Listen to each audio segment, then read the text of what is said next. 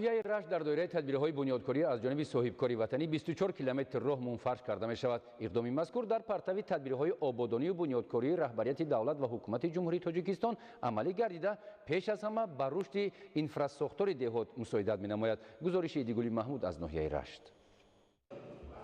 با شرافت هدایت‌های بنیادکارانه پیشوای ملت، پرزیدنت جمهوری تاجیکستان محترم امامعلی رحمان صاحبکاران ناحیه رشت در بنیاد و برقرارسازی ده‌ها انشاءات تعیینات گوناگون سهم ارزنده خود را می‌گذارند. از جمله در دهه فاجعه جماعت دهات به نام باقی رحیمزاده از حساب صاحبکار وطنی بنای دو آشانه زمانوی با همه تجهیزات ضروری ساخته به استفاده داده شد تا من به جوانان دهات به نمودهای گوناگون ورزش مشغول شوند.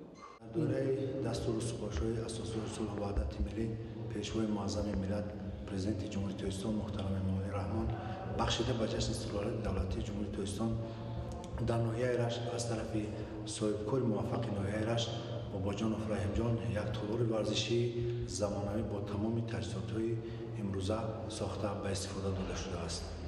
چطوری که ما می‌بینیم در تالار زیاده از 200 نفر جوانان جمعیت دهاتی باقی رحیمزاده و مشغول تمرین مشغول هستند. صاحبکار وطنی محیب باباجانوف با همراهی فرزندانش در روند کارهای آبادانی فعالانه شرکت نموده به اسفل پوش نمودن راههای ماشینگرد حدود جماعت دهاتی به نام باقی رحیمزاده شروع کردند. این راه ماشینگرد اساساً طریق دره زیبا منظر کمراب گذشته همه ساله صدها نفر سیاحان از این منطقه کوهستان دیدن میکنند و اقدام صاحبکار و مردم چون فعالیت در رشد دهات معنیداد میکنند.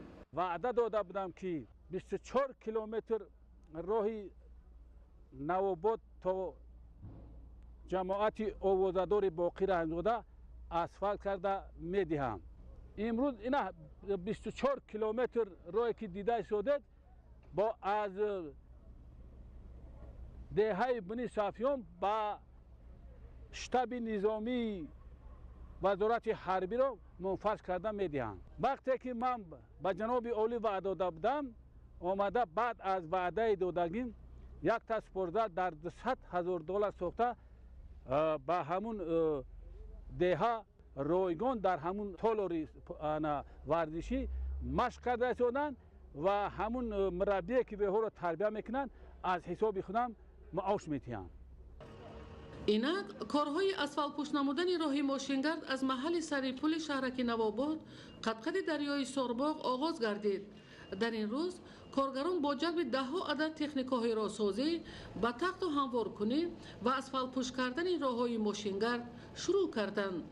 کارگران از مساعد آمدن باد و هوای فصل تیرما استفاده برده مقصد دارند تا فرارسی سردی‌های کوهستان کارهای تعمیر و برقرارسازی و اسفالت پوش کردن راههای ماشینگرد را تا محل معین شده با صفت بلند به سامان رسانیده حرکت معتدل نقلیات را تامین کنند.